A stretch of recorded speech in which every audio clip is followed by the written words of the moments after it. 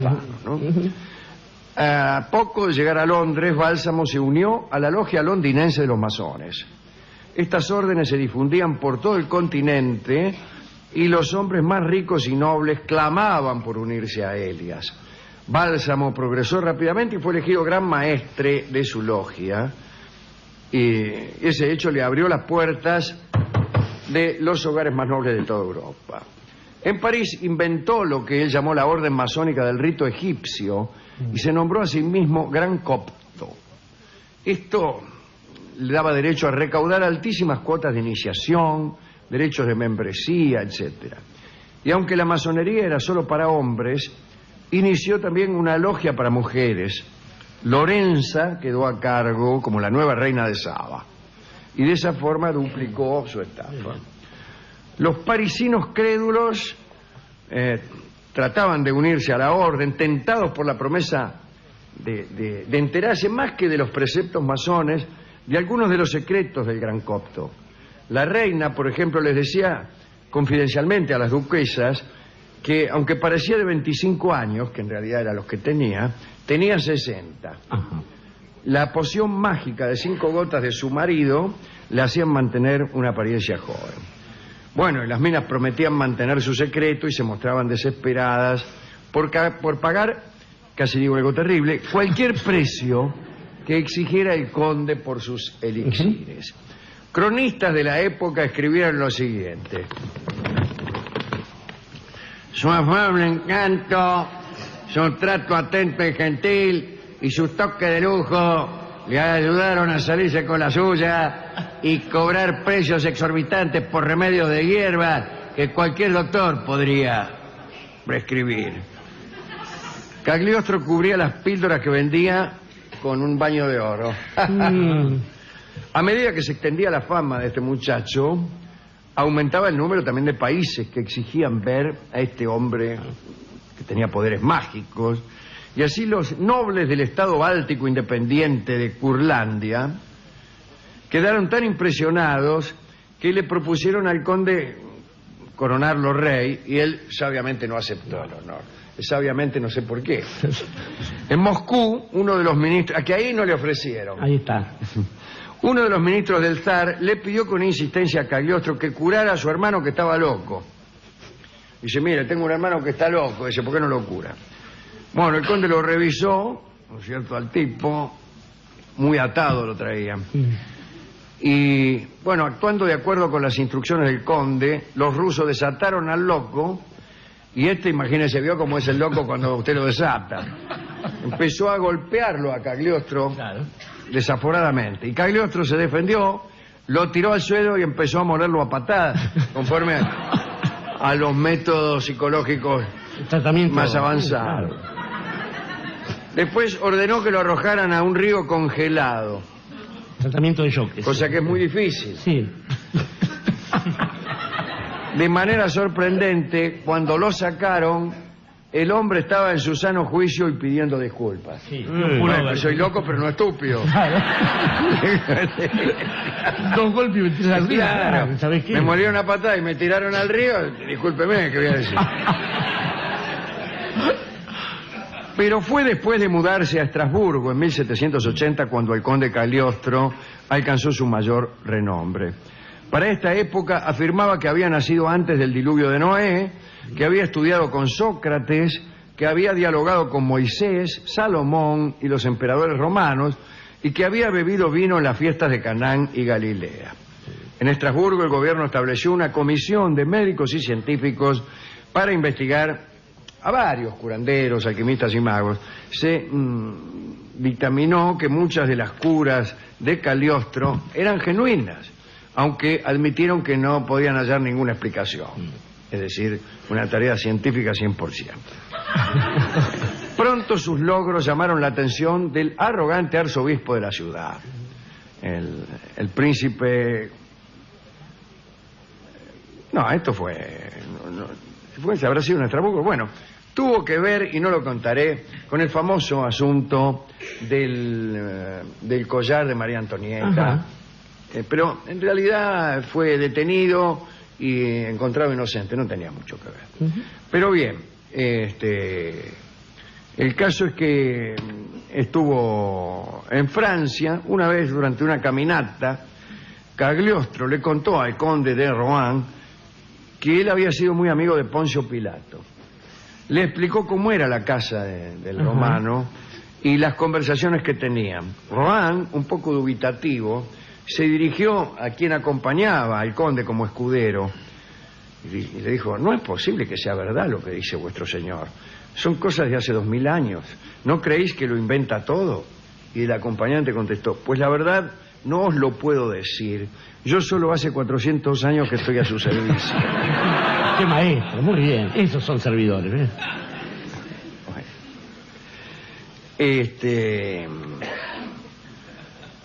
Bueno, en virtud de este asunto del collar, un collar que le robaron a la reina, en fin, lo expulsaron de Francia. De nuevo vagaron por Europa, tanto Cagliostro como su mujer, Lorenza, pero se fueron volviendo cada vez más pobres. La gente los rehuía. ¿Vio cómo es? Sí, sí. Un día te siguen y otro día tampoco. Finalmente, muy triste por haber perdido todas las riquezas, Lorenza convenció a su marido de regresar con ella a Roma. Fue un error. Todo católico que se unía a los masones estaba sujeto a la excomunión por herejía. Y Bálsamo había creado una logia masónica del rito egipcio y la policía papal lo atrapó inmediatamente. El 7 de abril de 1791 fue hallado culpable de herejía y sentenciado a muerte. Parece que Lorenza lo había denunciado para salvarse. Ella fue encerrada en un convento por el resto de su vida. La misericordia del Papa salvó a Giuseppe durante un tiempo. Le dieron cadena perpetua en las mazmorras del fuerte más sólido de Italia, San León, en Urbino. Y allí, el 26 de agosto de 1795, el conde Alessandro di Cagliostro, el hombre que se había proclamado inmortal, murió a los 52 años de edad. Dicen los amigos Rosacruces de Cagliostro que él fue el que instituyó el uso del altar triangular, la séquina, en el centro de los templos Rosacruces, tomando como modelo el del altar que el conde de Saint-Germain describe en su obra La Santísima Trinosofía. Cagliostro, el gran maestro Cagliostro, dice, nada tiene que ver con el personaje que describe Alejandro Dumas en su obra. Vida de Giuseppe Bálsamo se llama la obra de Dumas. Ni tampoco por el personaje inventado por la Inquisición para desprestigiar a este gran maestro Rosacruz. Se supone que Cagliostro fue hijo del gran maestre de la Orden de Malta, llamado Melo, y se sabe que su maestro fue el Rosacruz Altotas. ¿Cómo va? Ya lo atiendo. La Orden de los Caballeros de San Juan con sede en Malta, porque ya habían sido rejados de Claro. algún tipo, ¿no? Parece que este Altotas fue el que lo inició y lo introdujo Sí, claro. en los grandes misterios. Y también le enseñó o lo inició en una ceremonia que se llamaba iniciación psíquica, que se realizaba en la Gran Pirámide de Egipto. Allí Cagliostro tuvo su iluminación. Viajó extensamente por Europa y por Oriente, donde siempre fue reconocido por su gran generosidad y elevado espíritu. Nada de que falsificaba testamento ni que Ahí está. vendía afrodisíacos. Ahí está. Conoció y colaboró con el conde de Saint-Germain, que estaba encargado de preparar la transformación pacífica y natural de la sociedad, y al fracasar puso en marcha la fase operativa que habría de conducir al gran estremecimiento social que constituyó la Revolución Francesa. Si no hubiera sido por Cagliostro, Sí. todavía estaríamos esperando la Revolución Ahí está. Francesa. También se asegura, o aseguran sus amigos, que fue el iniciador de un joven teniente de origen corso llamado Napoleón, que llegó a ser emperador de Francia. No, mira le vos. diga. Y se llamaba Napoleón igual que el otro. Bonaparte. Su gran conocimiento, cultura, refinamiento y encanto lo llevó a frecuentar los salones más distinguidos de Francia, donde despertó la envidia de algunos nobles, quienes trataron de burlarse de él. Cuenta que una burla. Estaba curando Cagliostro ante un auditorio de gente ilustre, ¿no? Te curo esto, te curo lo otro. Por ahí se presentaron 3 mendigos que les pidieron que le curara de la sordera, de la ceguera y de un mal en la piel respectivamente. Ajá. Cagliostro accedió y les dijo que podían salir de allí, que ya estaban curados. Ante el estupor y la risa general, los supuestos mendigos se despojaron de sus harapos y aparecieron ante todos como lo que eran, unos nobles, Ajá. jóvenes ociosos que deseaban desenmascarar a quien para ellos era un impostor, ¿no? Ante aquella burla, Cagliostro declaró con voz solemne: tenga a mano, Quimeno. lo que no habéis permitido que os diera, os lo puedo quitar. Después de ello, los jóvenes empezaron a gritar porque uno se había quedado sordo, el otro ciego y el tercero se retorcía por las picazones en la piel. Rascado, claro.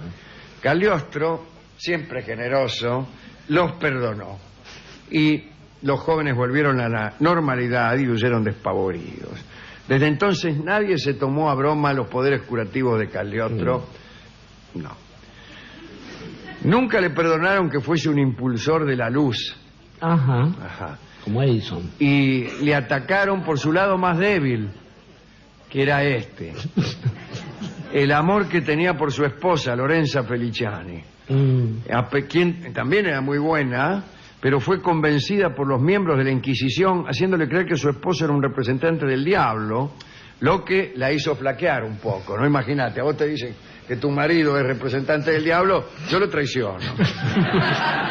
Y entonces sirvió de esta manera a los sucios propósitos del Santo Oficio, que despacharon correos por toda Europa con historias fantásticas, inventándose entonces la figura de Giuseppe Bálsamo para desacreditar. Totalmente, señor. Cagliostro fundó una logia en Roma, a la cual pertenecieron personas muy selectas, pero hubo un traidor, un capuchino. Mozo. Un capuchino, mozo. Un capuchino llamado Francesco de San Mauricio, que era un espía y agente del Santo Oficio, sí, claro, como la rima debió indicar. Y este tipo lo delató y proporcionó pruebas, verdaderas o falsas, que permitieron su arresto y encarcelamiento. Fue encarcelado y torturado en el castillo de Sant'Angelo, ese redondo que hay ahí, y llevado a juicio. Lo acusaron por medio justamente de una declaración arrancada a su esposa, pobre sí, mujer inocente. Y fue obligado,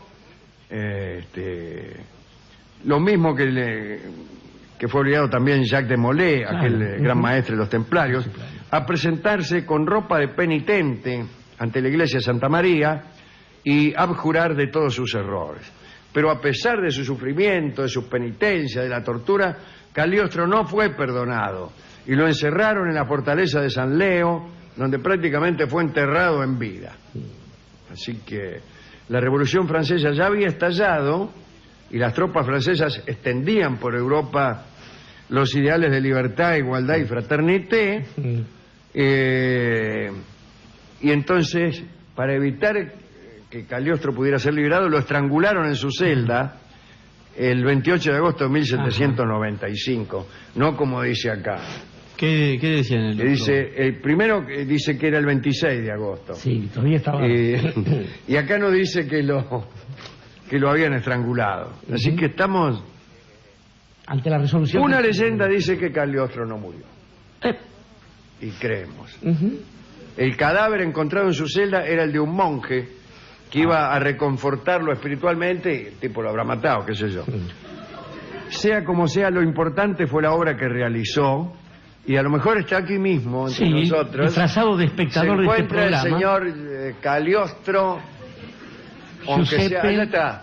Ese compita de capuchino. Y lo reconozco porque está Lorenza al lado. Sí. ¿Qué tal, Lorenza? Ya lo ve. Bueno, hemos ido al discotecario y nos dijo que Dorio hiciera la dedicatoria.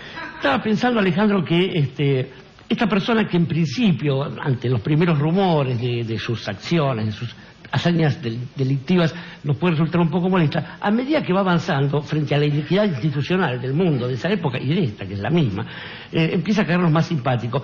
Y usted nombró a otro personaje que por una deuda de dinero que tenía con Felipe IV, Jean de Molay, terminó confesando cosas que no había hecho, terminó siendo ejecutado y terminó además maldiciendo a aquellos que lo habían castigado. Entre ellos el mismo. El mismísimo Felipe. Y el Papa Clemente. Y el Papa, o sea que fueron todos al horno ahí. Lo que quiero decir es que, de todas maneras, lo que es molesto es en esta gente no esa voluntad de granjearse un bienestar en una época tan injusta como era la época prerevolucionaria en Europa, en medio de esa farsa que significa la nobleza, en medio de esa farsa y estafa generalizada que era la Iglesia Católica, y en medio de tantas otras supersticiones. De modo que lo único que resulta molesto es esa voluntad de no morir, que quizás no es la de él, sino que le atribuyen otras personas, porque en realidad aquellos que construyen una obra que realmente es inmortal y que lo digamos justamente un día como hoy, 26 de julio, saben que lo mejor que se puede esperar es sobrevivir justamente en aquello que los hace humanos, en esos otros seres humanos, en general aquello que nosotros los argentinos, pensando en Eva Perón, llamamos el pueblo, y por eso, digo, juntando estas dos memorias es que creo que lo mejor que se puede merecer Cagliostro, aquellos que han beneficiado a la humanidad combatiendo contra los poderosos, es una samba para no morir. Samba para no morir, escucharemos por los Nocheros de Anta.